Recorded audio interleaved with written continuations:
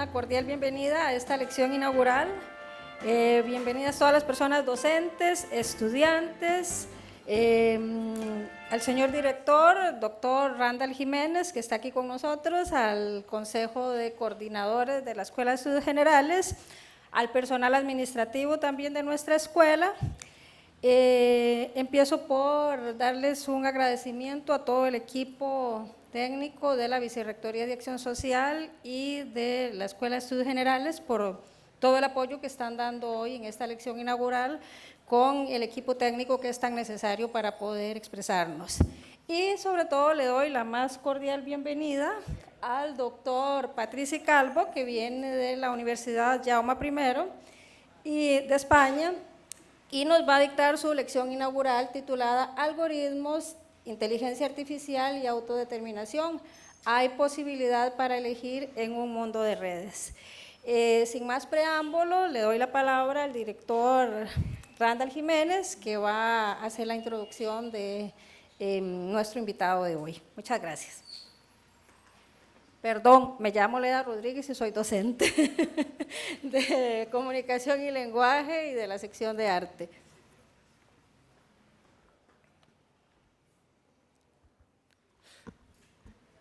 Buenos días a todas las personas que hoy nos acompañan, especialmente a todas las personas estudiantes, a todas las personas docentes que se hicieron presente, con un especial saludo al Consejo de Coordinaciones en pleno, a la doctora Dina Espinosa, al magíster Ismael Morales, al magíster Bernardo Castillo, que es el coordinador de Seminarios de Realidad Nacional, al maestro Marvin Camacho, al magíster Javier Agüero, al doctor Randall Carrera, a la magíster Catalina Cartagena. Saludar también muy afectuosamente al director del Instituto de Arte, al doctor Bertolt Salas, también profesor de esta escuela, y a la señora subdirectora de la Escuela de Estudios Generales, doctora Marlene Calvo. Y como bien lo decía Leda, sin el apoyo del personal administrativo estas actividades no serían posibles, especialmente a nuestro equipo de audiovisuales, a la parte de conserjería, siempre a nuestro muy querido jefe administrativo y a la parte de la Vicerrectoría de Acción Social que tan gentilmente y generosamente nos acompañan y nos apoyan. La idea de invitar al doctor Patrici Calvo Cabezas nace en una de las clases maravillosas que compartíamos allá por el 2022-2023 en la opción metodológica Seminario Participativo, escuchando a mi muy querido amigo y maestro, don Carlos Cortés, cuando en una de sus clases él nos invitaba a pensar en que no necesariamente tenemos que escuchar solo la caja de resonancia que las redes o los medios que buscamos nos dicen lo que nosotros solo queremos escuchar. Y Carlos nos invitaba a escuchar a otros y a otras que piensan diferente de nosotros, de nosotras, de nosotres. Entonces, en este camino investigativo, en este camino de diplomacia, ya don Patrici nos había acompañado en Costa Rica en el 2022, en el Congreso Internacional de Bioética que la escuela había organizado junto con la Universidad de Valencia. Y cuando le planteé su visita el pasado mes de octubre, pues él encantado de visitarnos. Entonces quisiera presentarlo de una forma muy puntual, aunque su currículum es extensísimo. El doctor Patrici Calvo Cabezas es profesor titular de Ética y Filosofía Política en la Universidad Jaume I de Castellón. Coordina el máster interuniversitario en Ética y Democracia, del cual ya tenemos 5 personas egresadas y graduadas. Es vicepresidente de la Asociación Española de Ética y Filosofía Política y vicepresidente de la Sociedad de Filosofía del país de Valencia, así como miembro del Comité de Bioética Asistencial del Departamento de Salud de Castellón, del Comité de Ética de Lares, del Comité de Ética del Instituto de Tecnología Cerámica de la Comisión de Cooperación y Desarrollo Sostenible de la UJI y del Grupo de Investigación en Ética, Práctica y Democracia de la misma universidad. A lo largo de su carrera ha participado en 16 proyectos de investigación nacionales e internacionales financiados por la Comisión Europea, del Ministerio Español, la FECIT, la Generalitat Valenciana y la Universidad Jaume I.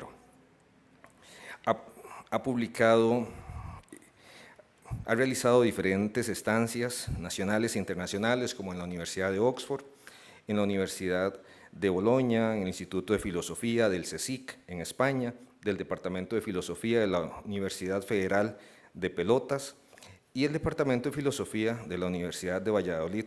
Ojalá que en un futuro no tan lejano pues, pueda tener acá en la Universidad de Costa Rica una estancia. Y ha desarrollado, o su trabajo se ha centrado en 4 líneas principales de investigación dentro de la ética de la inteligencia artificial y la transformación digital, así como de la ética económica y empresarial. Ha publicado tiene más de 80 publicaciones, 7 libros, el último publicado con Plaza y Valdés, con Comares, titulado Roboética, humanizar la revolución sintética, del cual me gustaría leerles un fragmento, son 5 líneas, donde ya desde la introducción nos hace su propuesta ética, y me permito leer. En este escenario, la roboética se presenta como un nuevo puente hacia el futuro, una disciplina que articula las ingenierías y las humanidades, especialmente la robótica, la IA y la ética, en un intento por pensar la técnica y la tecnología desde su impacto en la dignidad humana, la justicia, el respeto por el medio ambiente y la responsabilidad de las acciones y decisiones. La roboética, por tanto, emerge como una nueva disciplina preocupada por salvar la brecha creciente entre el poder tecnológico y la responsabilidad moral.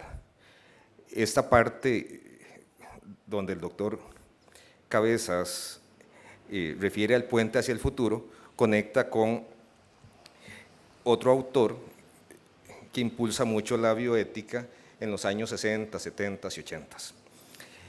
Sin más, agradecerle al doctor Patrici Calvo su presencia.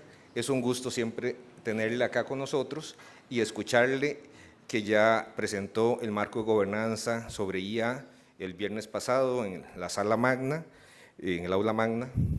Estuvo a reventar en la sede del sur el martes con una conferencia maravillosa, y pues ahora con la lección inaugural en la Escuela de Estudios Generales. Sea bienvenido y quedamos atentos a esta lección inaugural. Muchas gracias.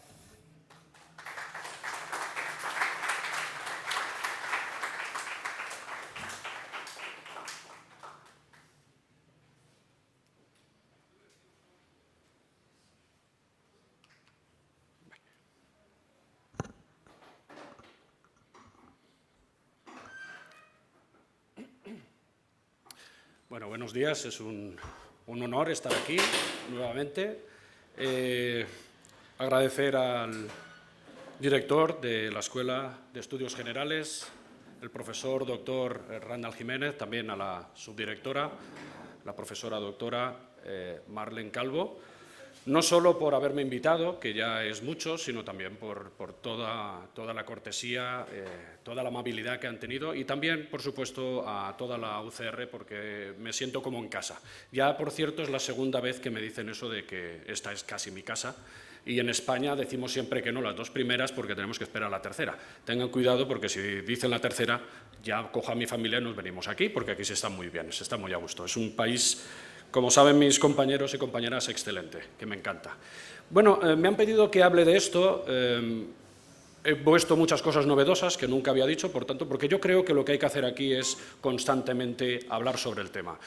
Seguramente no voy a decir muchas cosas, antes he hablado también, el tema de las cámaras de eco, los filtros burbuja, pues los voy a dejar un poco al lado para no repetirme, porque esto, por ejemplo, filtros burbuja creo que son de 2011, 2012 y hemos hablado mucho. Voy a centrarme en otros temas, sobre todo en lo que me han pedido ahora, las redes sociales, sobre todo la plataformización, lo que ya Habermas, hacemos aquí un sentido homenaje a Habermas, que ha muerto esta semana. Habermas, en su libro, donde actualiza su tesis doctoral, en uno de sus últimos libros, no el último, el antepenúltimo, nos habla de los peligros de la plataformización. Vamos a ver qué es eso. Voy a centrarme un poquito en todo ello.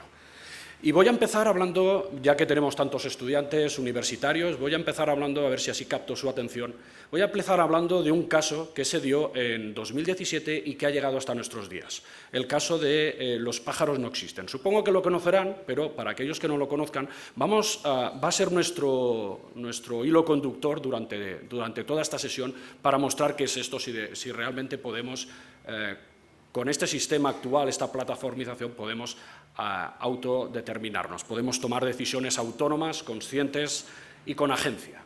Bueno, en 2017, el 21 de enero de 2017, empezaba la primera legislatura de Donald Trump. Ahora, pensábamos que era lo peor que nos había pasado, nos equivocábamos, siempre nos equivocamos, las cosas, como decía Murphy, si pueden ir a peor, irán a peor. Esta segunda legislatura, desde luego, está siendo mucho peor, sobre todo porque tenemos guerras y la primera no hubieron guerras.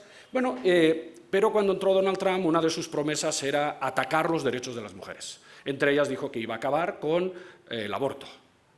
Y sigue estando ahí, sigue intentando atacarlo. Y se organizó una manifestación, ahí tienen, en Memphis, en Washington y en otras ciudades, Nueva York, otras ciudades de Estados Unidos, Women's March, una marcha de las mujeres para reivindicar esos derechos, que Donald Trump no cambiara esos derechos para las mujeres. Aquí tienen la manifestación que se realizó en Memphis y, bueno, pues ahí alrededor, en una de esas casas, habían 3 amigos, estudiantes universitarios de primero, segundo, no mucho más. Ahí tienen los nombres, Connor, Peter y Ali. Y bueno, cuando vieron que se había hecho una contramanifestación en pro de Trump y de acabar con los derechos de las mujeres, vieron cómo iban directos a mezclarse, a de alguna forma boicotear esa manifestación que se había hecho pacífica. Cuando lo vieron desde el tejado de su casa, pensaron: vamos a hacer lo mismo y vamos a introducirnos en esta manifestación. Y entonces lo primero que se les ocurrió es coger un cartel improvisado, poner Birds are unreal, los pájaros no existen, ponerle un palito e irse allí y mezclarse con la gente pro-Trump. Entonces la gente, cuando leía el papelito, lo tienen ahí, el papelito es ficticio, no existe, lo he puesto yo. La foto es real, pero el papelito de Birds are unreal lo he puesto yo. Debió ser una cosa así, ¿no? Así pintada rápidamente, etcétera, etcétera. Se mezclaron con la manifestación o la contramanifestación y entonces la gente los miraba el letrero y decía: me parece que os habéis equivocado. No, esto no es una ecologista. Y de todas formas, ¿cómo que los pájaros no existen? Y mientras estaban haciendo esto, se iban inventando una historia. Le contaban a la gente: no, es que los pájaros no existen, ¿no te has dado cuenta? Nos están utilizando, nos vigilan los pájaros, es el Estado opresor. El gobierno de Trump, no solo el gobierno de Trump, esto viene de los años 50. Y se iban inventando todo esto conforme iban hablando con la gente les preguntaba y ellos inventaban historias. Lo iban mezclando todo, era todo irreverente, era todo imposible de comprender, pero allí estaban y empezaron a grabarlos. De hecho, quien los grabó fue su amiga Ali, los estaba grabando y los subió a Facebook. Como saben, una red social, entonces tenía mucha fuerza, ahora tiene mucho menos. Lo subió a Facebook y se hizo viral el vídeo. No solo lo subió ella, también lo subieron otra gente que estaba allí que los grababa diciendo: mira, los universitarios estos, los niños estos flipados, ¿no? Que están con un letrero y dicen que los pájaros no existen y van contando, ¿no? Y se reían mucho de ellos y subían todo. Bueno, fue tan viral el caso que inmediatamente empezaron a desarrollar en su casa, en una libreta, empezaron a pensar qué era esto, ¿no? Para venderlo. Y entonces lo iban mostrando en la red social, en este momento Facebook. Aquí tienen uno de esos pájaros que se inventaron ellos, tiene una CPU, tiene cámara en los ojos, tiene micrófono, tiene una batería, etcétera, etcétera. Luego pensaron, ¿y cómo se carga la batería? Porque no vemos ningún... No, se cargan, esto que ustedes habrán visto, los pájaros se ponen encima de los cables de la luz, tienen mucha manía, no es que tengan manía, es que eso es para cargarse. Cargan la batería cuando están ahí. Entonces empezaron a montar todo esto y la verdad es que daba bastante risa, incluso llegaron a decir que las cacas de pájaro era para controlar a los coches. Por eso defecaban encima de los coches, porque así los controlaban, ¿no? Las cacas tendrían algo. Se inventaron, fue tan rocambolesca la cosa que incluso dijeron que a Kennedy no lo mataron por otra cosa, sino lo mataron porque él no quería exterminar todos los pájaros. Y la CIA quería, y el FBI quería exterminar todos los pájaros. Todo esto está, de hecho, ahora lo veremos, está en un libro. Lo siguiente que hicieron, cuando todo esto empezaron a contar la historia y la gente pues se reía y se empezó a hacer un club de gente que creía realmente o pensaba que creía que realmente los pájaros no existen, empezaron a hacer merchandising y empezaron a vender ese merchandising, empezaron a ganar dinero con lo que estaban haciendo. Todo eso son camisetas, las puedes comprar por ahí, por cualquiera de las plataformas, pegatinas, chapas, no sé cómo lo llamarán aquí, etcétera, etcétera. Con el dinero que ganaron, pusieron 3 vallas por Estados Unidos, una en Memphis y otras 2 en otros lugares. Una valla publicitaria, la gente, vean, ahí tienen pájaros encima de la valla, ¿no? La gente cuando pasaba miraba la valla, los pájaros no existen, ¿esto qué es? Claro, y se informaba y entonces aparecían las webs y aparecía todo, etcétera, etcétera. Ya lo más irreverente fue cuando se les ocurre, con el dinero que tenían, contratar a ese señor que tienen ahí, que lo llamaron Eugene Price. No existe, la figura de Eugene Price no existe, es un nombre inventado, y este señor se hacía pasar por un agente de la CIA que en los años 50-70 vio cómo todo eso pasaba. Y él le hacen la entrevista, y allí él lo explica todo. Sí, el Estado hizo esto, se cargó todos los pájaros, todos querían vigilar, controlar a la gente para que no hubieran alboroto, no hubieran revoluciones, etcétera, etcétera. Y bueno, es un actor jubilado que, bueno, lo grabó, aquí no tiene muchas visiones, pero en TikTok llegó a los 10 millones de visualizaciones, lo cual es una exageración. Y bueno, se compraron una furgoneta. ¿Para qué querían una furgoneta? Fíjense que le han puesto ahí algunas cosas ahí como parabólicas y cosas de estas, por supuesto, no, era todo ficticio, y iban a investigar lo que era la vigilancia de los pájaros, ¿no? Bueno, ¿para qué querían la furgoneta? Para hacer manifestaciones. La primera manifestación no fue esta fue la segunda. Fueron a Nueva York, fue bastante gente a esta manifestación y lo que estaban enfrente del edificio de Twitter, pidiéndole al CEO en aquel momento, James Dorsey de Twitter, ahora ya saben que no es, y tampoco se llama Twitter, se llama X, y es Elon Musk, pidiéndole que quitara el pájaro como logo de Twitter, porque Twitter era la red social, era la red del pueblo, donde tenía visibilidad las opiniones de la gente, donde se podía escuchar, se podía escribir, la gente normal podía escribir. No puede ser que el logo sea un pájaro, porque los pájaros no existen, los pájaros son, digamos, el logo del gobierno, que nos está vigilando constantemente, nos oprime, etcétera, etcétera. Bueno, Twitter no quitó el logo, como saben, se quedaron un poco a cuadros, pero fíjense porque ahí hay noticias que ya aparecen en las televisiones. A partir de ahí hicieron más manifestaciones hasta que finalmente ya no pudieron más y el New York Times, en su revista, hizo una entrevista de varias páginas donde Peter McIndoe decía evidentemente que había sido toda una sátira y que había sido un experimento social para mostrar cómo los bulos, cómo las mentiras, cómo los fake news, cómo todo esto se puede generar muy rápidamente y se puede escampar muy rápidamente, ¿no? Estaba intentando mostrar todo esto. Bueno, después de descubrirse todo, el club sigue estando abierto, si quieren aliarse con el club pueden hacerlo también, pero publicaron este libro, yo lo tengo en casa, un libro donde no dicen que es un bulo, explican toda aquella historia que habían construido durante mucho tiempo. Lo que ha hecho es volver a alimentar esta teoría, porque hay gente que no se ha leído el New York Times, entonces no lo sabe, y cuando encuentra este libro dicen, esto será verdad. Y bueno, y en el libro cuentan todo lo que yo les acabo de contar, es un libro bastante fácil, pero están todas aquellas historias, las recogieron en ese libro. Y muchas más, yo solo he contado unas poquitas. Bueno, ¿cuál es la sorpresa que me llevé años después, en 2024, 2 años, 3 años después de que se descubriera todo? ¿Cuál fue la sorpresa que me llevé? Cuando se publica el libro en 2024, yo todavía no sabía que se había publicado el libro, y sale corriendo mi hijo y me dice, papá, los pájaros no existen. Y yo conocía al... Espera, perdona, ¿qué estás hablando? Yo, ¿será que se ha enterado de aquello, no? Y tal. No, papá, que lo han dicho en TikTok, los pájaros no existen. Yo, ¿qué me estás diciendo? Y me lo enseñó.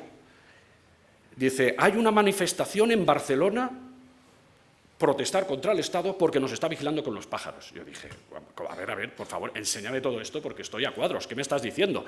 Efectivamente, en ese momento en TikTok se estaba organizando la manifestación en 2024, pero todavía no se había hecho. Pero sí que se hizo, y ahí están las notas de prensa donde recogían esta manifestación, lo absurda que era y que no entendían nada los periodistas. Se ha hecho una manifestación en Barcelona, la gente lleva esos gorros, ¿no? Así con papel de albal, no sé cómo se llamará aquí, ¿no? Esos gorros que bueno, simbolizan el movimiento contra antipajarista, se llama movimiento antipajarista, porque vuelvo a repetir que los pájaros no existen, son cámaras, son drones.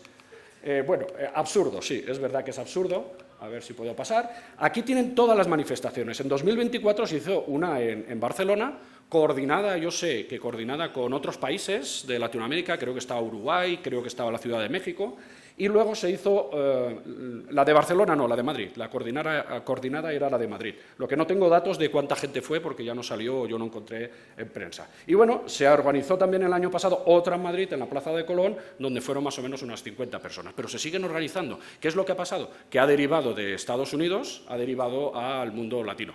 Estamos ahora, parece ser que se está moviendo el movimiento satírico por aquí. Y aquí tienen, ¿qué es lo que había sucedido? Pues que la potencia de la red social, de la plataforma y sobre todo del algoritmo de TikTok generó que eso, que empezó a ser, que era viral hacía tiempo, lo recuperó, empezó a difundirlo con una velocidad increíble y todo el mundo empezó a darle al like. Eso es lo que sucedió. No fue que alguien quiso viralizarlo, sino que el propio algoritmo lo había recuperado. Y ya entonces TikTok era una plataforma con una potencia enorme, no en 2017, que posiblemente ni existía.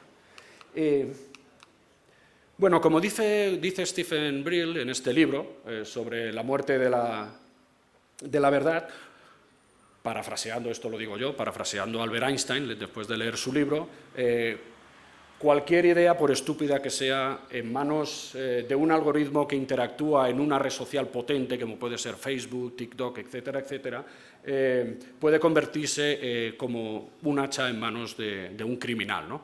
Brill dice, si el algoritmo le da impulso, millones de personas podrían verla, ¿no? Podrían ver esa idea estúpida, como es la de los pájaros no existen. Y ese impulso se lo da no solo el algoritmo, el impulso del algoritmo se lo dan las redes sociales y se lo dan las grandes plataformas digitales. Pero bueno, ¿de qué estamos hablando cuando hablamos de algoritmos, cuando hablamos de plataformas y cuando hablamos de redes sociales? Estamos hablando, esa convergencia de estos tres ámbitos, estamos hablando, o de estas tres tecnologías, de un ecosistema digital, o hay gente que llama una estructura algorítmica, pueden llamarlo tecnológica, pueden llamarlo como quieran, pero bueno, un ecosistema digital creo que se entiende bastante bien.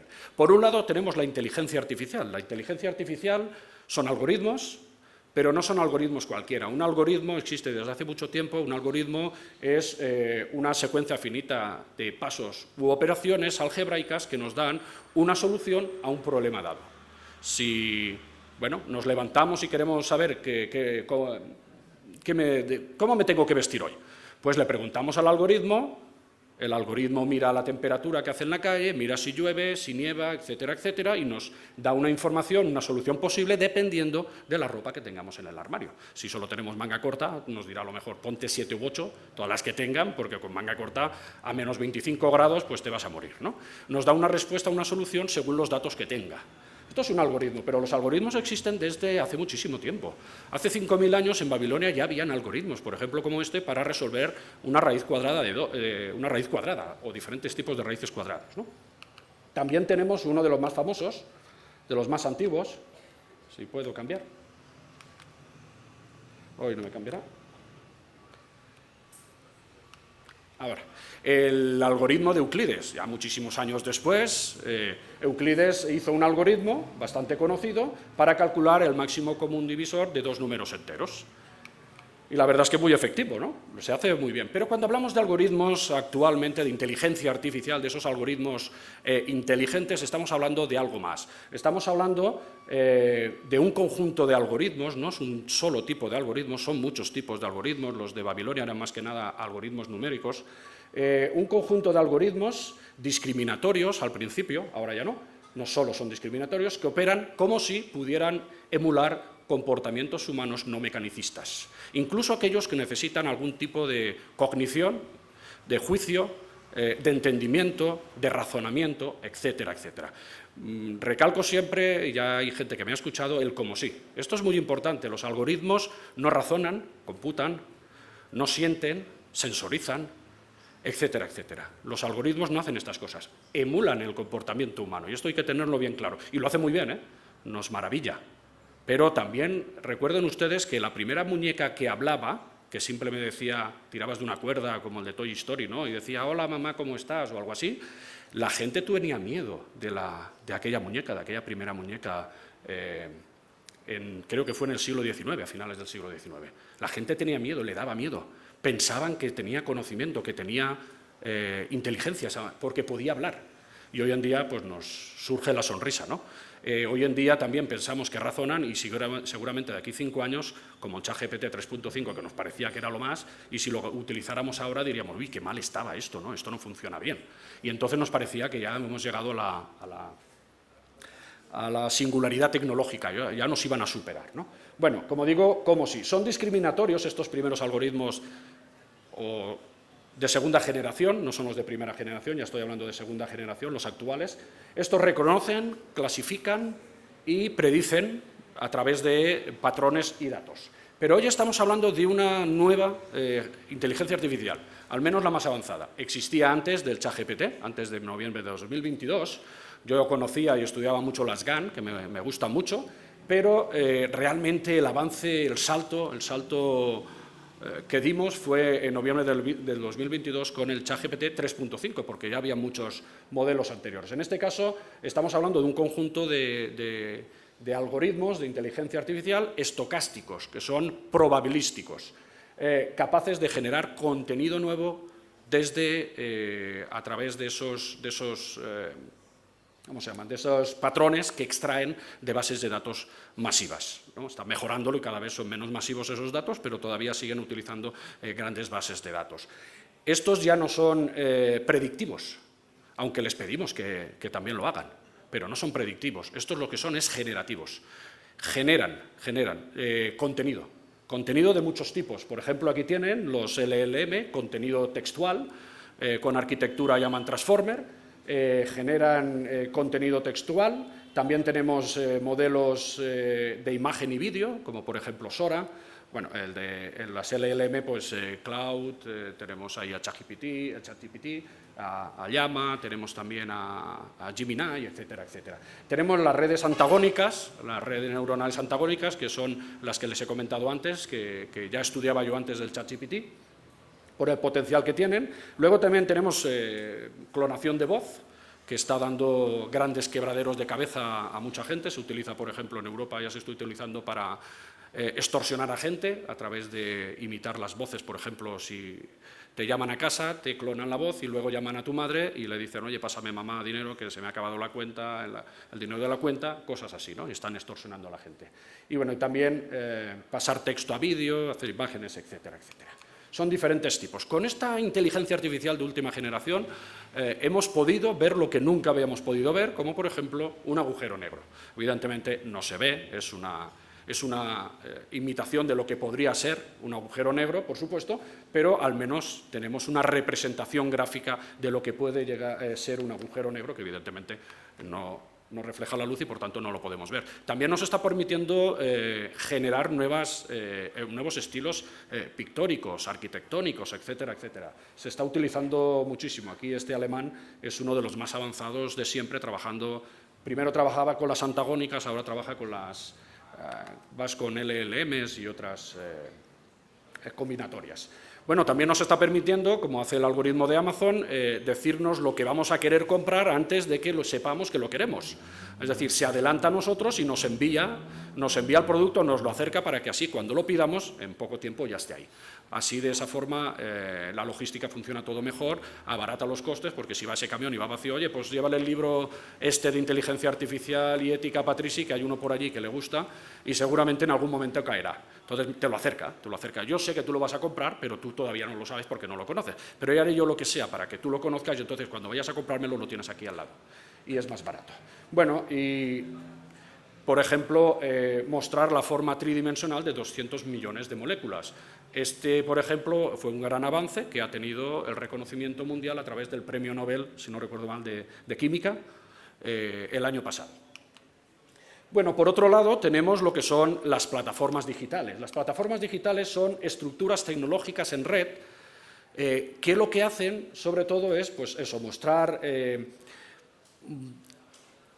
establecer la base sobre la cual podemos generar interacciones todos los usuarios. Digamos que sería la estructura de lo que luego serán las redes sociales. Toda una estructura tecnológica, por ejemplo, una plataforma digital, el de Microsoft, que da sustento al ChatGPT, que, como saben, cuando empezó OpenAI y descubrió el ChatGPT 3.5, que fue una revolución, no tenía ninguna plataforma para poderse desarrollar y Microsoft se la cedió. Por supuesto, lo pagaba todo Microsoft. Ahora ya creo que Microsoft se ha quedado con el 27% de OpenAI cuando se ha convertido en una empresa, aunque es empresa, fundación y un montón de cosas, lo tiene todo. La idea que está detrás de estas plataformas es que ellos no producen nada, simplemente dan esa infraestructura o esa estructura para que esas interacciones puedan intercambiar productos. Ellos no producen nada, sino que generan valor de esas interacciones. Yo te pongo, como hace Uber, yo pongo en contacto a una persona que tiene un coche y a una persona que necesita desplazarse en una ciudad. La plataforma no tiene coches, no tiene contratados, conductores contratados o conductoras contratadas, pero lo que hace es conectar a la gente para que así, utilizando su plataforma, puedan llevar a cabo ese servicio y ellos cobran una parte de ese servicio. Bueno, a veces se me atasca. Y por otro lado tenemos, como he dicho antes, las redes sociales. Redes sociales, conocemos muchísimas, tenemos a Facebook, que ya dicen que es para carrozas en España, ¿no? Eso papá es para ti, nosotros no utilizamos eso, me dicen mis hijos de 15 años, y es cierto, no entra nadie. Y nosotros todavía estamos ahí, hay gente todavía que está utilizando. Yo ya casi no entro en ninguna, ya las he dejado un poco abandonadas. Tenemos X, a la antigua Twitter, tenemos TikTok, es un furor entre la gente más o menos de 15, 20 años, es la que más utilizan. Tenemos Instagram, YouTube Short, por ejemplo, que es una especie de TikTok que utiliza mi hijo pequeño, el mayor utiliza TikTok. Tenemos WhatsApp, tenemos Telegram, etcétera, etcétera, etcétera. Todo un mecanismo de interacción en red entre grupos de usuarios, ¿no? Esto es, digamos, el mecanismo de comunicación por el cual empezamos a interactuar unos con otros. Pero entonces, ¿qué es la plataformización? Como dice Habermas, es como la parte negativa de todo esto. Esto empezó siendo una forma de hiperconectarse todos, de poder estar conectado absolutamente con todo. Con todo quiere decir con mi casa, puedo estar conectado con mi mascota y puedo estar conectado con mi madre. En cualquier momento, con un simple móvil, puedo estar conectado con todo. Es lo que llamamos Internet de las cosas. Sin embargo, lo que hoy tenemos es que esta convergencia sinérgica de la inteligencia artificial o los algoritmos, de las redes sociales y de las plataformas, se ha convertido en un proceso que se ha incluido en el ámbito organizacional, institucional. Es decir, no solo nos introducimos en una plataforma, sino que estamos asumiendo las lógicas de esas plataformas. Esta es la clave que dice Habermas, ¿no? El problema que tenemos es que ahora la esfera pública se está convirtiendo en una esfera privada, porque todo lo que sea la esfera pública ya no es pública, es una esfera digital, y las plataformas son privadas. Por tanto, todo el control de lo que se dice y de cómo se dice está bajo la mano de estas personas. Yo creo que lo clave es precisamente eso, ¿no? No es solo que usemos las plataformas en esta universidad, en la mía, por supuesto, que estamos vendidos, digo yo siempre, a Google, ¿no? Toda la investigación que hacemos está en Google, está en Drive, y está en Gmail, etcétera, etcétera, ¿no? Sino que todo absolutamente, el trabajo, la cultura, la educación, los contenidos, etcétera, etcétera, empiezan a seguir esas lógicas de esas plataformas. Bueno, y vamos a ver entonces las cuestiones negativas que tienen que ver con esa plataformización de la esfera pública, pero también la plataformización de las diferentes organizaciones, instituciones de la sociedad. Como dice Adela Cortina, creo que es bastante, muestra claramente lo que está sucediendo actualmente en su último libro sobre inteligencia artificial. Lo que está diciendo Adela Cortina es que el mundo actual es todavía peor en este sentido que el del siglo XX. En el siglo XX, la escuela de Frankfurt trabajó muchísimo, esta escuela donde habían de diferentes ámbitos, pero sobre todo eran sociólogos, hablaba del eclipse de la razón. Hoy en día en aquel momento todo se había instrumentalizado, la razón instrumental había ganado al resto de razones, ¿no? Ya todo se veía de forma instrumental. Sin embargo, lo que está pasando ahora es que, mientras en la escuela de Frankfurt, mientras en el siglo XX hallaron la solución a esa razón instrumental, a esa colonización de la razón por parte de forma instrumental, encontraron una salida como es la razón comunicativa. La razón comunicativa, trabajada por Habermas y por Apple, es aquella que nos permite llegar a acuerdos sobre diferentes cuestiones de este mundo de forma intersubjetiva entre todos y todas los afectados por las acciones y decisiones de una organización, de un Estado, de una institución, etcétera, etcétera. Era una forma de razonar de forma discursiva, dialógica, donde todos los afectados se ponían de acuerdo en lo justo o en lo injusto, en si esa acción de la universidad es justa o no es justa, a través del diálogo y el consenso. Eso que, como dice Adela Cortina, fue la salvación, al menos en la segunda parte del siglo XX, salvamos esa razón instrumental gracias a la razón comunicativa de Apple y Habermas, de la ética discursiva, no es lo que está pasando hoy. Hoy lo que se ha eclipsado no es la razón, todas las razones anteriores, sino lo que se ha eclipsado hoy en día es la razón comunicativa, porque estamos en un mundo donde está repleto de deepfakes, de deep synthetics, está repleto de posverdad, de verdades que parecen muy verdades pero no lo son, que somos incapaces de dirimir cuándo algo es verdad y cuándo no, y que el mundo está tan acelerado que mientras estamos pensando si esto es verdad o no, ya nos han clavado 3 o 4 verdades más que tampoco tenemos ni idea. No somos capaces, estamos desubicados, no somos capaces ya de entender lo que está pasando. Por eso dice Adela Cortina que este es el gran problema que tenemos hoy, ¿no? Es justamente la razón comunicativa la que hoy está en peligro. Ya no tenemos ese sustento de la razón comunicativa, porque la razón comunicativa necesita de información veraz, de información capaz de que las personas se autodeterminen individualmente y colectivamente para llegar a acuerdos. Y eso hoy es muy difícil por todo lo que está pasando con esa plataformización. Y la culpa la tienen las grandes tecnológicas. Las grandes tecnológicas que, según Cedric Durand, las denominó como el tecnofeudalismo y los señores feudales, ¿no? O tecnofeudales. Estamos hablando de Amazon en Occidente, estamos hablando de Google, estamos hablando de Microsoft, etcétera, Tesla, por ejemplo, también, las empresas de Elon Musk se han subido al carro también, etcétera, etcétera.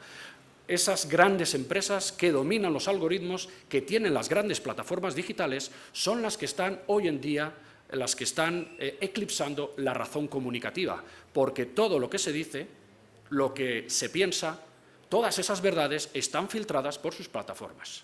Todas todavía quedan espacios como este, pero cada vez menos, ¿no? Cada vez estamos más metidos en ese mundo, ¿no?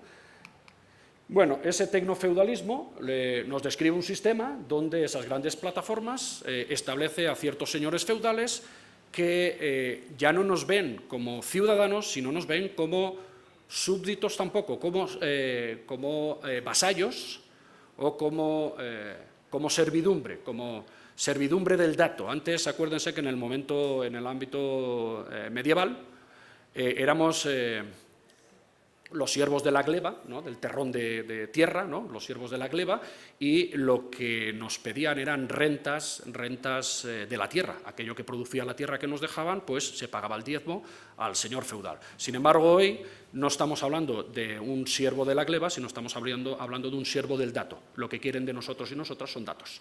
Y cuanto más íntimos sean, que todavía no han entrado hoy, están entrando ahora, cuanto más íntimos sean, más manipulables somos. Si queremos, como dice Jesús Conill, si queremos ser autónomos, tenemos que mantener la intimidad, más que la privacidad. La intimidad es como del cuerpo hacia adentro, la privacidad es como de la puerta de la casa hasta el cuerpo. No es lo mismo ser privado que ser íntimo. En la ética trabajamos sobre todo el tema de la intimidad. Este es el gran peligro que están teniendo los señores feudales. A ver si puedo pasar. Opa, me lo cargaré. Como tengo uno que es igual, no se preocupen porque lo intercambio por el mío, porque es idéntico y no pasará nada. Bueno, ¿qué es lo que está pasando? Y viendo ya los pájaros, el caso de los pájaros no existen, ¿no? Primero se pensaba, ¿no?, que lo ridículo del caso es que la gente, como dice el filósofo Frankfurt, la gente se cree cualquier cosa. Le han dicho los pájaros no existen, como están atacando al Estado y yo quiero que ataquemos al Estado, quiero acabar con ese Estado, oye, me revoluciono, pues me lo creo, porque quiero creer en ello, ¿no? Esa sería en primera instancia. Lo que se pensaba que era el momento del movimiento de los pájaros no existen, era más un segundo nivel que se nos expone por Frankfurt, y es un deseo de segundo orden, es decir, ya no es tanto que yo me quiera creer, sino que yo ironizo sobre lo que la gente cree, sobre esos bulos. Cojo distancia, la primera no tiene distancia, yo me lo creo y ya está. Ahora lo que hago es decir, oye, esto es lo que me han dicho, no voy a coger distancia, voy a ver qué es esto. Y entonces lo critico y luego lo ironizo, de alguna forma lo llevo al absurdo, que es lo que hicieron en ese momento. Se pensaba que estaban ahí, pero lo que va a pasarle al movimiento es que se va a institucionalizar. He dicho antes el merchandising, el que más habrá ganado dinero con ese merchandising es Amazon, por tanto, al final estaban intentando atacar todo esto y al final lo que han acabado es potenciando todo esto, la plataforma, porque están alimentando ese tipo de plataformas y porque ellos se desarrollaron dentro de ese tipo de plataformas. Por tanto, por mucha distancia que cojan, aquí hay un peligro que es el de una metaautonomía, que es preguntarse cómo llegué a criticar esto. ¿Por qué lo critiqué? ¿Porque la plataforma quería que lo criticara y así hacer negocio de esto? ¿Porque algún partido político quería que yo criticara esto porque le hará daño al otro partido político? Entonces hay que tomar no distancia, sino distancia de la distancia.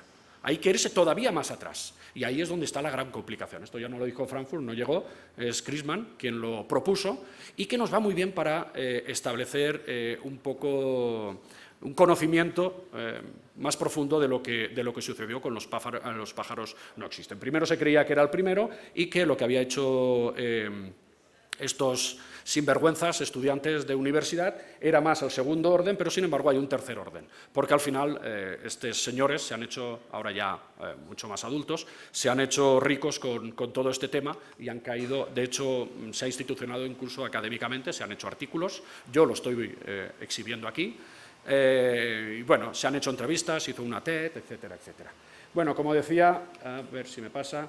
Esto es lo que nos lleva a ser lo que se llama una heteronomía a escala. Es decir, cuando Kant nos hablaba de la autonomía, nos hablaba de una autonomía individual. Estamos en el sumum de la razón, en la Ilustración, y hablaba de individuos. Cada individuo es autónomo y por eso tiene valor y no precio. Por eso tenemos dignidad y no precio.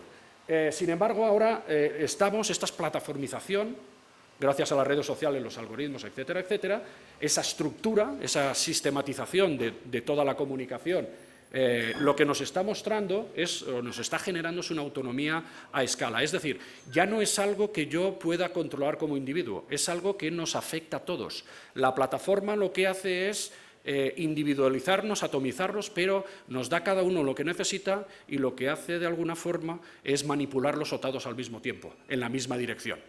Esto es lo que se llama una heteronomía a escala. Ya no sabemos si estamos tomando una decisión porque realmente la estamos tomando, porque somos autónomos, o porque alguien, a través de algo que es muy sutil, que es invisible, que son los algoritmos, que no nos van a decir qué tenemos que pensar, no nos van a decir, piensa esto, ve a la manifestación. Lo que han montado es toda una estructura donde sutilmente te van induciendo hacia allí. Te van induciendo a que acabes pensando. Piensa en los que saben de un poquito de teoría de cuerdas, ¿no? Perdón, de teoría de juegos. Cuando empezó la teoría de juegos, Dawkins, que no es que sea, bueno, hizo el libro del gen egoísta, lo dice bien claro. Ese tipo de juegos estaba diseñado para que el resultado fuera siempre el mismo, pero no te lo dan. Tú ibas a llegar, sí o sí, al final. Estaban diseñados de una forma que tú llegabas siempre a nunca colaborar. Nunca podías colaborar porque estaba diseñado para eso. Bueno. ¿Qué es lo que pasó con el caso de los pájaros no son reales? Pues que esa plataformización la absorbió, la fagocitó. Por tanto, ahí es cuando estamos en el de tercer orden. ¿Realmente estos chicos hicieron eso porque eran gente muy crítica o realmente hicieron esto porque ya el sistema está preparado incluso para absorber a los disidentes? Está preparado para ganar dinero de los disidentes. Está preparado para que incluso los latinos voten a Trump. Habrá que pensarlo. Ya me explica mucha gente, me dice, bueno, que conoce a gente, que había mucha gente latina que cuando Trump decía voy a echar a todos los latinos, votaban a Trump. Entonces, estamos en un mundo que yo no, esto es casi más psicológico, ¿no? que filosófico, pero de verdad que estamos en un mundo que yo al menos me encuentro desubicado, y cuanto más profundizas, más desubicado te encuentras. Bueno, todo lo que pasó, como he dicho antes, fue todo eso. El mercado fagocitó el movimiento, los medios también, New York Times, la academia también, hicieron hasta TED incluso, y luego ya incluso hicieron un libro, como he dicho antes, editorial, y incluso cogieron a gente que lleva el movimiento ahora y que ya no es la primera que empezó. Ya vivirán de renta, supongo, de lo que hicieron. Bueno, ¿cuáles son los impactos de esta plataformización? Rápidamente. ¿O cuáles serían las características de esta plataformización? Una de las cuestiones más importantes y que más estudiamos en la Universidad Jaume I, sobre todo el profesor Domingo García Marza y yo, es el tema del acoplamiento, entre, como vamos a ver ahora, de la esfera pública y la esfera digital. Hoy en día se han acoplado los dos momentos, ahora lo explico un poquito más, ¿no? Pero lo que ha hecho la inteligencia artificial o esa plataformización con inteligencia artificial es asfixiar los espacios de libertad. Estamos monitorizados 24 horas al día. Nos escuchan, nos ven, todo, nos sensorizan incluso, saben que hay muchas patentes en este sentido para sensorizar cualquier cosa, etcétera, etcétera. Fragmentan la esfera pública, como dice Habermas, ¿no? Reescriben la información, reescriben lo que es veraz, lo que no es veraz, los datos. Hoy en día con la IA generativa se pueden crear datos sintéticos, los datos sintéticos no existen, se crean. ¿Queréis crear una estadística de cualquier cosa? Se crea. Tú se lo pides y él te la crea. De 100 personas, con esta, tranquilo que te lo monto yo en un rato y las conclusiones te las doy también. Y luego creemos que eso es verdad y aparecen en revistas hoy en día científicas, ¿no? El conocimiento científico está totalmente sintetificado. Es una cosa aberrante, no sabemos dónde quedará, pero como no encontremos una tecnología que sea capaz de descubrir todas estas cosas, lo que se suele decir es que llegamos a un colapso del conocimiento científico porque podemos estar frente a un montón de basura creada por una inteligencia artificial simplemente porque se lo han pedido y ahí no hay ningún tipo de conocimiento. Bueno, como les decía, tenemos la esfera pública, que es ahí donde debatimos la razón comunicativa, se enfrentaba a la razón instrumental, esa esfera pública donde todos los afectados y afectadas pueden dialogar y llegar a acuerdos con reciprocidad, con igualdad, sin discriminación, pero hoy lo que está pasando con la plataformización es que todo ello ha derivado a un acoplamiento.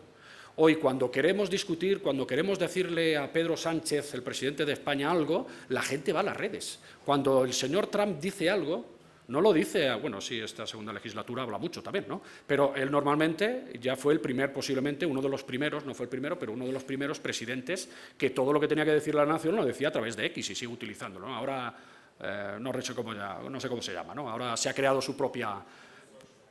¿Cómo? Bueno, la red social de Trump, ¿no? Y así ahora tiene muchos... Bueno, este acoplamiento es muy peligroso. Es muy peligroso por lo que he dicho antes. Como dice Habermas, ahora la esfera pública es semipública o semiprivada, ya no es esfera pública. Tenemos que decir que es una esfera público-privada, ¿no? Y aquí hay un problema, porque quien controla los flujos de información y comunicación son esas plataformas que cuando no le interesa algo pueden cortarlo o pueden utilizar los algoritmos para que cambie la dirección. Ahora después lo veremos también. Intoxicación, ¿no? Algunos informes ya hablan de esto desde hace muchos años, ¿no? Cómo las plataformas están intoxicadas de datos sintéticos y también de algoritmos. Son los que gobiernan en la sombra, invisibles, gobiernan todo aquello que hacemos. Gobiernan, y ahora sí, cámaras de eco, filtros burbuja, donde nos envían la información. Antes decían, te envían la información que tú quieres. Y ahora tenemos dudas, porque posiblemente nos envíen la información que alguien quiere. Por ejemplo, Elon Musk, que ahora pondrá una noticia de él, ¿no? Como decía, la sintetificación. Hace no mucho, el año pasado creo, en noviembre, Sam Altman, el CEO de OpenAI, nos soltó este tuit, o X, no sé cómo se llama, no lo voy a decir, hace mucho tiempo que no estoy, desde que entró Elon Musk me fui de la red, donde nos decía, no creía en esta teoría de la Internet muerta, pero he visto que es cierto y la mayor culpable es mi compañía, el ChatGPT. Lo que nos ha permitido las LLM, como saben, es que contesten, generen contenido constantemente en Internet. La teoría de la Internet muerta es que dicen que Internet estará muerta el día que al menos el 50%, es como la singularidad de Internet, ¿no? 50% del contenido de Internet esté hecho por inteligencia artificial, ¿no? Por la tecnología. Y en este caso él decía que en noviembre se había enterado, fíjense dónde estaba este señor, no se entera de nada, desde luego, se enterará de su compañía, pero no se había enterado de que esto hace años ya que estamos diciéndolo, que ya Internet posiblemente el 80% sea todo contenido basura, porque generan contenido muy rápidamente. Pues nada, decía, es cierto, y los mayores culpables hemos sido los que hemos desarrollado las LLM. Por tanto, dice, Internet está muerta, ya hemos superado el 50%. Bueno, yo estoy seguro que estamos y hay estudios al respecto, al 80 o al 90. Bueno, el tema de la resonancia. ¿Por qué se difunden, como el caso de los pájaros, por qué se difunden tan rápidamente estas cuestiones? Ha habido un estudio, me gustó mucho, se lo aconsejo leerlo, que habla de cascadas autorreforzadas y utiliza los nuevos incendios, esos incendios de última generación que dicen, ¿no? No sé si aquí han tenido ese problema, supongo que no, espero que no, pero en la península ibérica lo tuvimos el año pasado, en Francia lo tuvieron hace 2 años, etcétera, etcétera. Son incendios que por el cambio climático no saben cómo controlarlos, son incontrolables, se tienen que apagar ellos mismos, se retroalimentan. Es una cosa muy extraña que todavía están estudiando cómo se propaga ese incendio. Cuando ya lo tienes controlado, surge en otro sitio que ya estaba controlado totalmente y estaba apagado. Se retroalimenta. Dicen que funcionan hoy en día como cascadas, la información en Twitter que se quiere difundir rápidamente, parecen como si fueran cascadas autorreforzadas. Muta, constantemente está mutando. Vas a apagar este incendio pensando que es de esta forma y resulta que ha mutado, como si fuera un virus, como el coronavirus, nos ha mutado y ahora no nos vale la vacuna. Entonces es una cosa increíble. Bueno, el artículo está muy bien y te da un poco de explicación de lo que está sucediendo con las plataformas y por qué se viralizan tanto las cosas, cuando algunas cosas y otras no. Bueno, paternalismo. Antes nos decía Kant, ¿no?, que la razón se hace 3 preguntas. ¿Qué puedo conocer? La ciencia. ¿Qué puedo hacer? La ética. ¿Y qué me cabe esperar? ¿No? Ahí decían la religión, pero bueno. Como decía de la Cortina, en la raíz de las 2 primeras está la segunda, porque queremos conocer cosas y queremos hacer las cosas bien porque somos capaces de esperar un mejor mundo posible. Parece precioso lo que dijo Adela, interpretando acá, ¿no?, estas 3 preguntas de la razón que se hacen en la crítica a la razón pura en la última parte. Pero claro, hoy ¿a quién se está haciendo esas preguntas? ¿Qué puedo conocer? Son los algoritmos. Le estamos pidiendo a los algoritmos que nos escriban los artículos, que nos revisen los artículos, etcétera, etcétera. ¿Qué debo hacer? Se lo preguntamos a los algoritmos. Hay gente ya que se ha suicidado con problemas psicológicos en España, en Europa, porque le ha preguntado, tenía problemas psicológicos y le ha preguntado a la inteligencia artificial en vez de ir a un psicólogo o psicóloga y, bueno, le ha dicho unas aberraciones tan grandes que al final ha acabado suicidándose. Les alientan, porque la inteligencia artificial no entiende de estas cosas, pero nosotros le preguntamos y ella nos contesta porque siempre nos da una respuesta. Por tanto, esto es muy peligroso, ¿no? Estamos dejando el rumbo de nuestras manos, el rumbo de nuestras sociedades, de nuestras vidas, las estamos dejando en manos de los algoritmos. Yo creo que está en peligro la mayoría de edad intelectual de la sociedad actual con el auge de estas plataformas digitales, ¿no? Yo no sé si algún día, si me preguntan diré que no, Es un riesgo siempre decir que no, porque cuando aparecerá dirán, mira, usted vino aquí en el año tal y dijo que no. Los que dicen que sí, que va a llegar la singularidad, no corren ningún peligro, porque como esto es infinito, algún día llegará, bueno, sí, ya estaremos muertos, pero a lo mejor después vendrá, siempre tienen razón. Pero los que decimos esto no pasará, pues claro, si algún día pasa nos dirán, mira, estos son los que decían, ¿no?, que Harrison Ford no sería actor, o este decía que la singularidad no llegaría y ya estamos, ¿no? Pero yo no encuentro ninguna evidencia científica para decir estas cosas. Pero lo que sí que tengo claro es que nos estamos haciendo más idiotas cada día, idiotas en el sentido de idiotés. Es decir, cada día nos despreocupamos ya no solo del rumbo de nuestra sociedad, sino de nuestro propio rumbo, de nuestra propia felicidad, de discernir qué es justo. ¿Cómo puede ser que le preguntes a una inteligencia artificial qué tiene que ser lo justo, cuáles son los valores de la institución, de la UCR? Si no somos capaces ni de saber qué valores queremos que nos orienten la acción, pues entonces tenemos un grave problema. Ya no nos hemos hecho idiotas, nos hemos hecho ultraidiotas. Idiotes, acuérdense que es, le decían a los griegos, aquellas personas que no querían participar en la política, de lo público. Pues decían, hombre, si no quieres participar de lo público, el día que te harás daño irás al hospital y si nosotros no nos preocupamos no habrá hospital y te morirás. Entonces hay que ser idiota para no hacer esto, ¿no? Esta es la palabra idiotes que viene de la antigua Grecia. Bueno, no sé ya si me lo he cargado del todo. No. Ahora va para atrás. Se ha enganchado. A ver si puedo.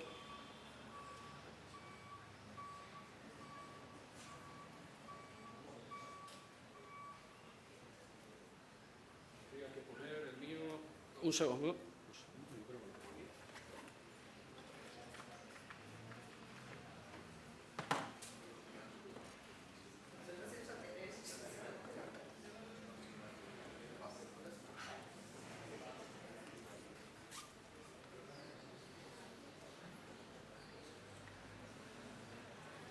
Bueno, ahora no lo tengo. Vamos a ver cómo podemos hacerlo.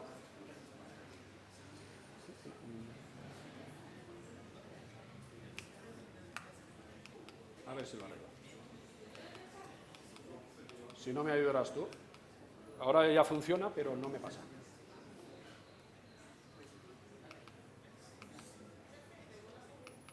Tendrás que pasar.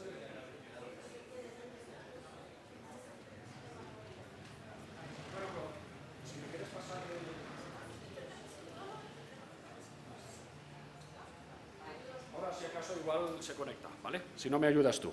Bueno, como dice Adela Cortina, es inmoral dejar la toma de decisiones de aquello que nos afecta y nos compete, de aquello que tiene que ver con la salud, con el bienestar de las personas, dejárselo a la inteligencia artificial. Es totalmente inmoral, como decía Adela Cortina. ¿Me ayudas? ¿Vas pasando tú? Gracias, Gina. Bueno, el tema de la manipulación. Pasa otra vez, Gina. Eso, muy bien. Te voy a utilizar. Bueno, como decía antes, el astroturfing que llaman, ¿no? Cómo son campañas de simulación de apoyo ciudadano, que creó inmediatamente solo entrar Elon Musk, primero para ensalzar su figura y tener buena prensa, buena imagen, y luego lo utilizó para Trump para que ganara las elecciones, ya ven cómo ha acabado también. Pero bueno, él lo que hizo cuando entró en ese momento Twitter todavía, quitó los filtros de Twitter. ¿Por qué? Porque se daba cuenta que cuando entró generó muy mala imagen, no nos gustó a nadie, de hecho yo he dicho que el día antes de que él entrara como CEO me fui de la empresa, de la plataforma, no he vuelto a entrar nunca más. Y él se dio cuenta que había generado muy mala imagen, que a la gente no le gustaba y entonces ya no le daban a tantos likes. Habló con los técnicos y lo que hicieron es quitar sus filtros para él, para todo lo que él tuiteaba. Y quitó los filtros y así encima propuso al algoritmo que lo viralizara de forma artificial, ¿no? Esto es lo que llaman pues, ese tipo de campañas para, como si los ciudadanos apoyaran a Elon Musk, pero realmente no estaban apoyando a Elon Musk. ¿Pasa? Bueno, pasamos ahora entonces... ¿Qué es lo que yo propongo para acabar? ¿Vale? Pásame, Gina. Bueno, volvamos al caso de los pájaros no existen.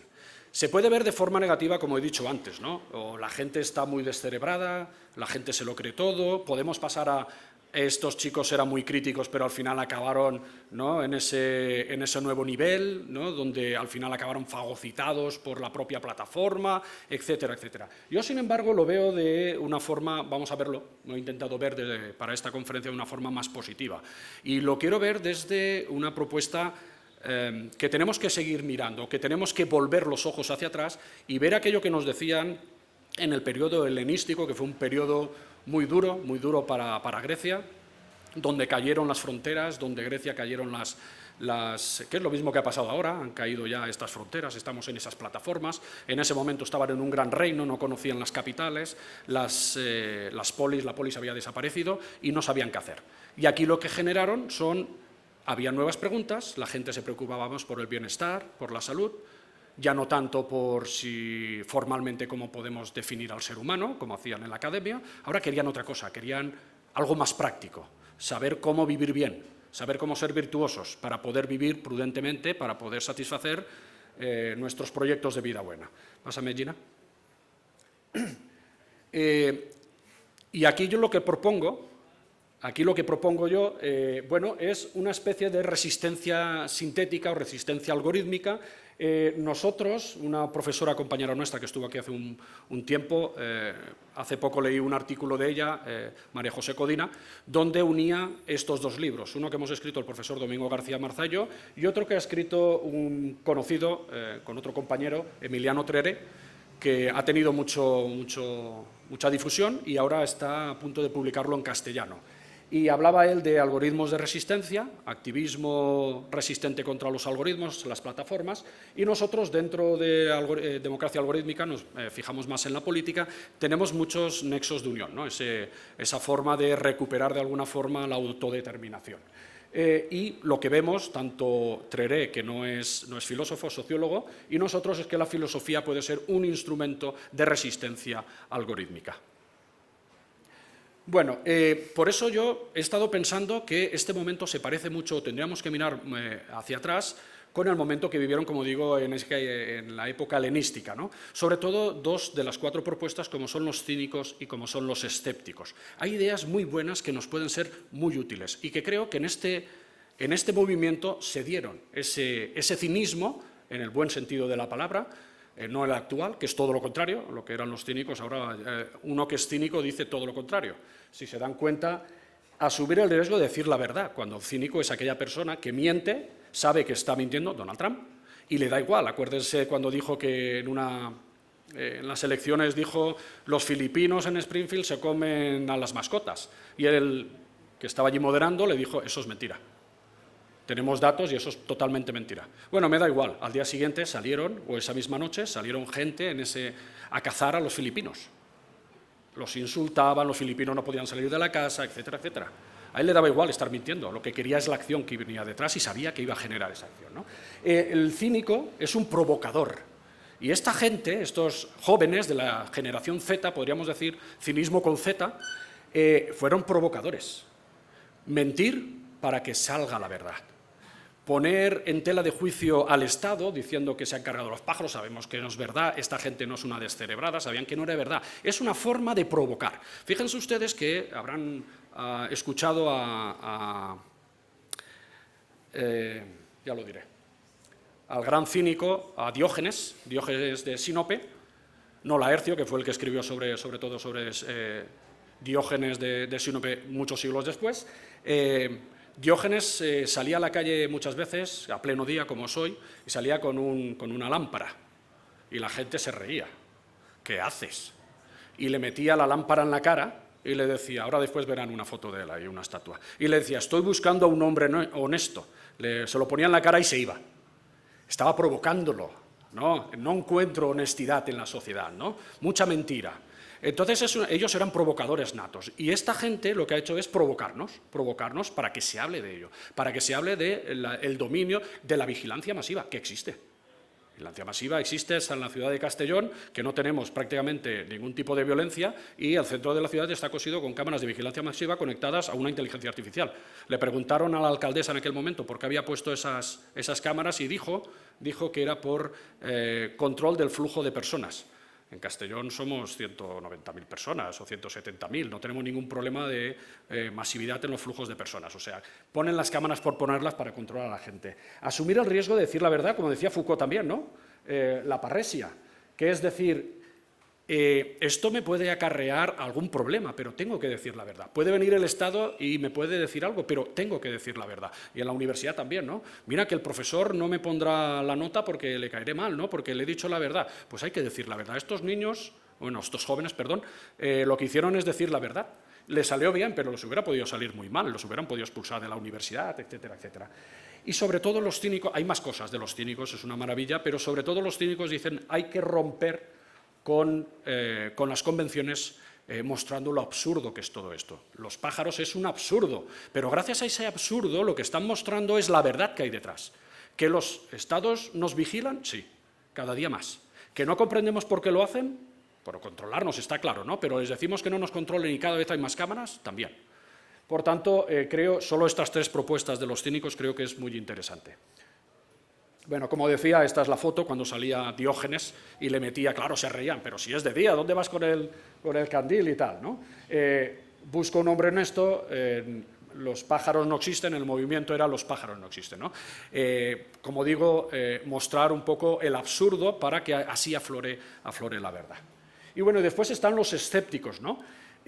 Los escépticos no aceptaban nada, ni siquiera lo que ellos decían, dudaban de todo. Eran generadores de dinamismo en la ciencia. En este caso también tenemos que ser escépticos, hay que dudar de todo, incluso, como he dicho antes, de lo que estamos dudando realmente sea nuestro. Si es que no nos están orientando a que dudemos o a que seamos críticos, porque nos están manipulando, ¿no? Y lo que tenemos claro es que las redes sociales, las plataformas, perdón, o la plataformización lo que busca es manipular a la ciudadanía. Aquí tienen varias cosas que he recogido, hay muchas, pero la hipoqué, por ejemplo, es la suspensión del juicio. Aquello que parezca totalmente verdad, hay que ser como los escépticos, suspender el juicio. Vamos a dudar de ello, vamos a contraponerlo con otra cosa que sea lo más absurda posible, pero que sea todo lo contrario.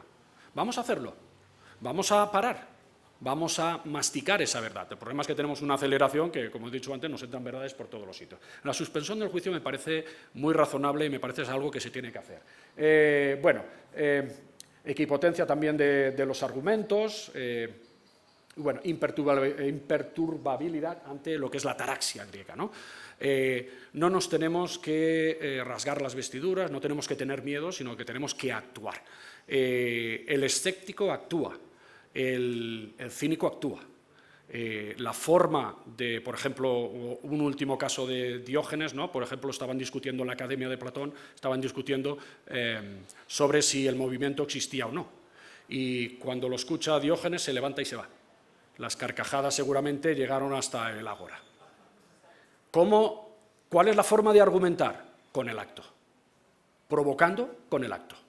El movimiento se demuestra moviéndose. ¿Hace falta que investiguemos esto? Pues es lo que decía, hay que ir al acto. Y esto me parece que los pájaros no existen, está ahí. Esa provocación en el acto. No escribieron primero el libro lo explican después. Escribieron primero, hicieron y luego escribieron. ¿Me pasas?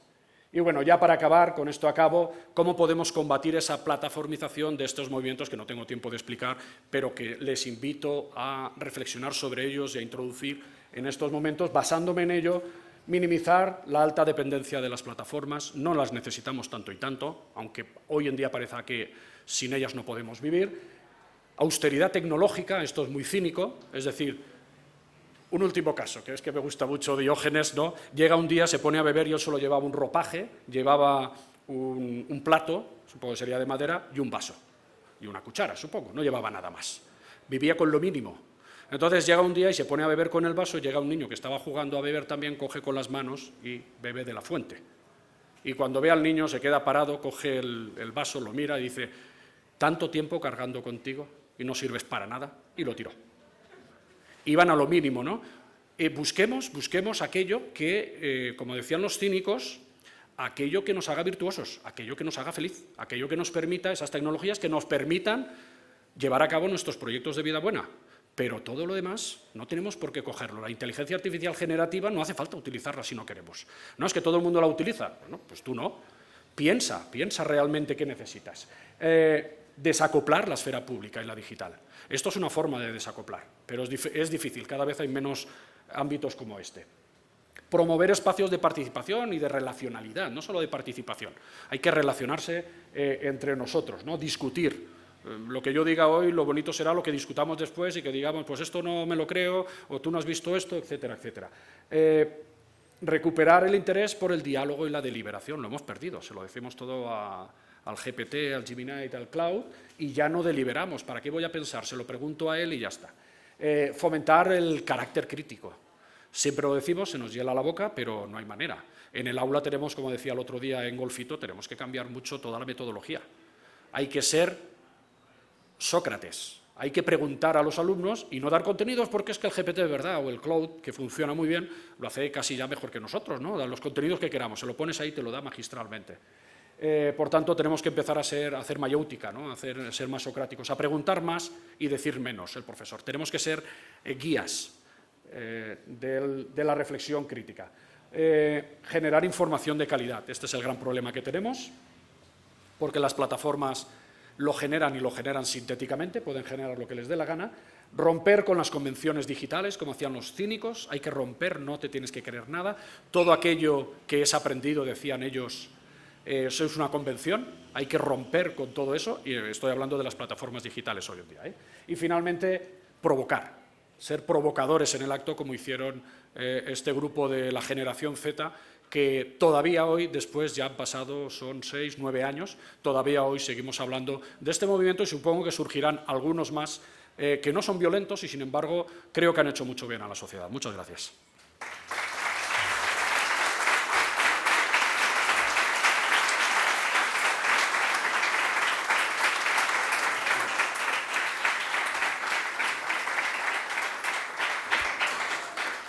De parte de la Escuela de Estudios Generales, le agradecemos al doctor Patrici, no solamente por su disertación y su apoyo en esta lección inaugural, sino por toda su participación a lo largo de estos días en diversas instancias académicas orientadas por la Escuela de Estudios Generales. Les agradecemos a todos su participación, a los colegas, estudiantes y administrativos. A todos, muchas gracias. Podemos retirarnos.